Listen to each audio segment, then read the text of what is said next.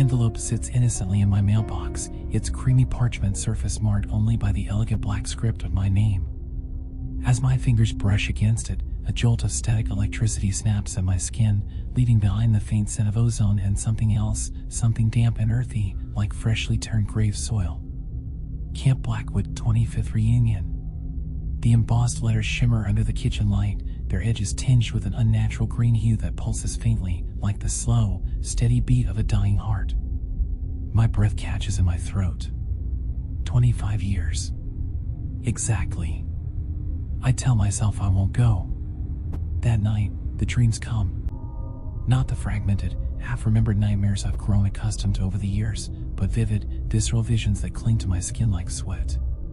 The lake, black and still as a polished obsidian mirror, stretches before me, its surface broken only by the occasional ripple, as though something vast moves just beneath. The air hums with a low, resonant frequency that vibrates through my bones, setting my teeth on edge. I wake with a start, my sheets soaked through, my limbs tangled in the damp fabric. The bedroom window, which I distinctly remember locking before bed, stands wide open. A trail of wet footprints leads from the sill to the edge of my bed, their edges blurred, as though the intruder had paused here, watching me sleep. My feet are caked in dark, silty mud. The drive up Highway 17 is a descent into a nightmare I thought I'd left behind. The trees press in closer than I remember, their gnarled branches scraping against the rental car's roof like skeletal fingers. The radio sputters in and out, snippets of static-laced voices whispering words I can't quite make out before dissolving into white noise. When I pass the rusted Camp Blackwood 5 miles sign, the temperature inside the car plummets. My breath mists the air, and the hairs on the back of my neck rise.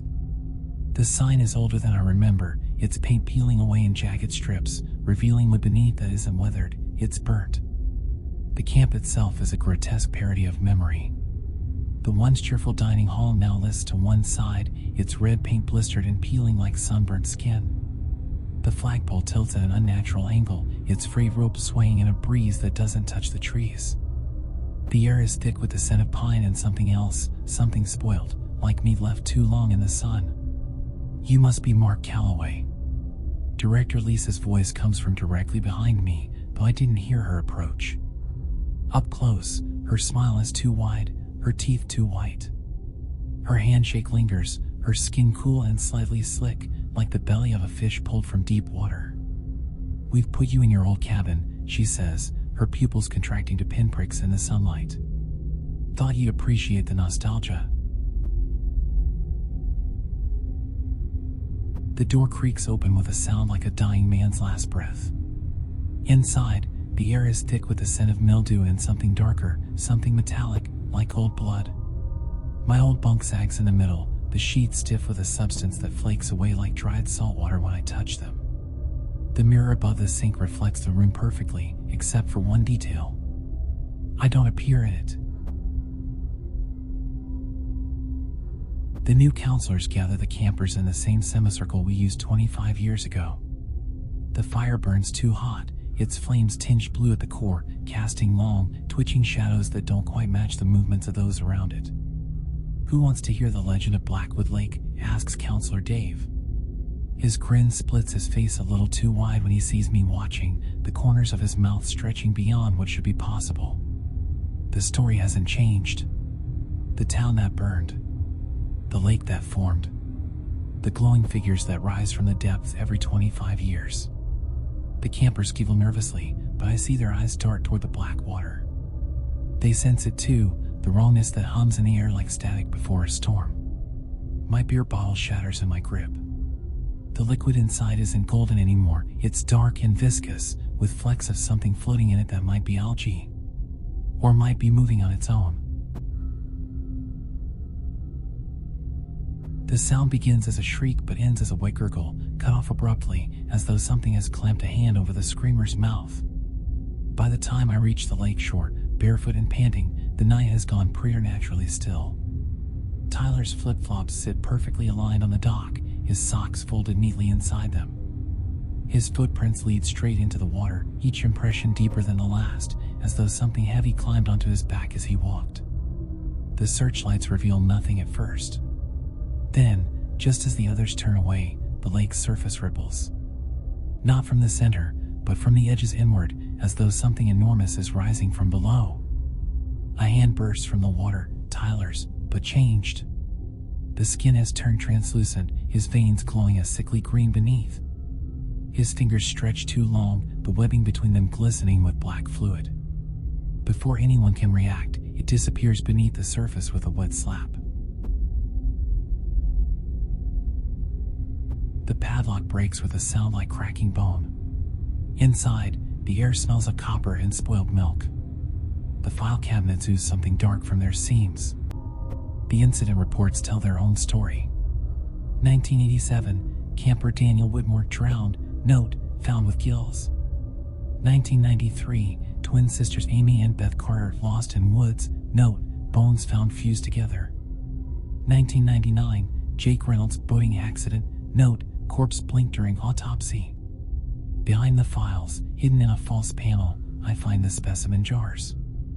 Floating in formaldehyde, things that might have been human once stare back with lidless eyes. The largest jar contains a mass of fused limbs, their veins still pulsing green. The label reads, Convergence Event 1999. Moonlight doesn't so much illuminate the lake as get swallowed by it. The water feels alive against the oars, resisting then pulling with unnatural currents. My breath mists and air suddenly gone arctic. When I reach the center, the boat begins to rotate slowly without my input. The water beneath turns opaque, then begins to glow. Not in patches, but as one massive shape rising from the depths. Jake, I whisper. The lake erupts. He comes up wrong, his limbs elongated, his mouth stretched into a permanent scream. Black ichor drips from his pores. Behind him, dozens more breach the surface. Tyler with his new gills, the Carter twins fused at the torso, campers from years I don't recognize. You should have joined us that night, Jake gurgles. His voice comes from everywhere at once, the lake itself vibrating with the words. The water beneath the boat bulges upward. Something enormous begins to surface. I raise the revolver. The silver bullets feel pitifully inadequate. They'll find the boat adrift at dawn, its interior scorched, the oars melted into strange shapes. My journal will be recovered on shore, its final pages filled with frantic writing that becomes increasingly unhinged. The last entry reads, The lake isn't water. It's skin. And something is shedding. If you visit Camp Blackwood today, you'll notice the trees lean away from the shore. The animals won't drink from the lake. And sometimes, when the moon is full, the water recedes farther than it should, revealing stone formations that look disturbingly like teeth. Wait long enough, and you might see them, figures standing just beneath the surface, their green glow pulsing in unison. Waiting. Hungering. Counting down the years until the next convergence.